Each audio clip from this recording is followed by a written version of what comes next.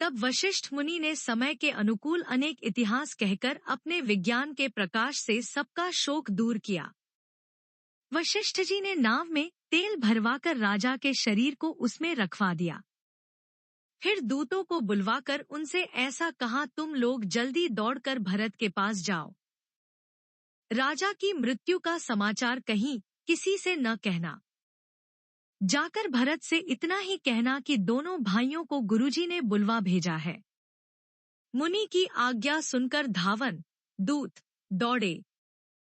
वे अपने वेग से उत्तम घोड़ों को भी लजाते हुए चले।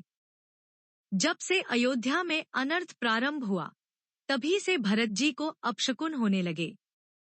वे रात को भयंकर स्वप्न देखते थे और जागने पर उन स्वप्नों के कारण करोड़ों अनेकों तरह की बुरी बुरी कल्पनाएं किया करते थे।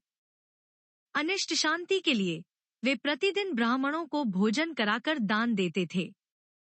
अनेकों विधियों से रुद्राभिषेक करते थे। महादेव जी को हृदय में मनाकर उनसे माता पिता, कुटुंबी और भाइयों का कुशलक्षेम मांगते थे। भरत जी इस प्रकार मन में चिंता कर रहे थे कि दूत आ पहुंचे। गुरुजी की आज्ञा कानों से सुनते ही वे गणेश जी को मनाकर चल पड़े। हवा के समान वेग वाले घोड़ों को हाँकते हुए वे विकट नदी, पहाड़ तथा जंगलों को लांघते हुए चले।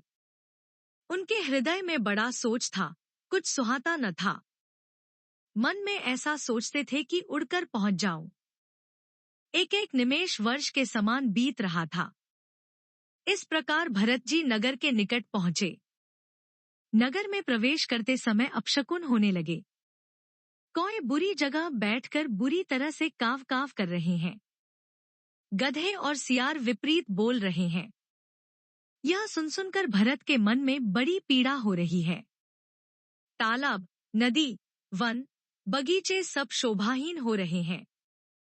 नगर बहुत ही भयानक लग रहा है। श्री राम जी के वियोग रूपी बुरे रोग से सताए हुए पक्षी, पशु, घोड़े, हाथी ऐसे दुखी हो रहे हैं कि देखे नहीं जाते। नगर के स्त्री पुरुष अत्यंत दुखी हो रहे हैं, मानो सब अपनी सारी संपत्ति हार बैठे हों। नगर के लोग मिलते हैं पर कुछ कहते नहीं, गांव से चुपके से जोहार वंदना करके चले जाते हैं। भरत जी भी किसी से कुशल नहीं पूछ सकते, क्योंकि उनके मन में भय और विषाद छा रहा है।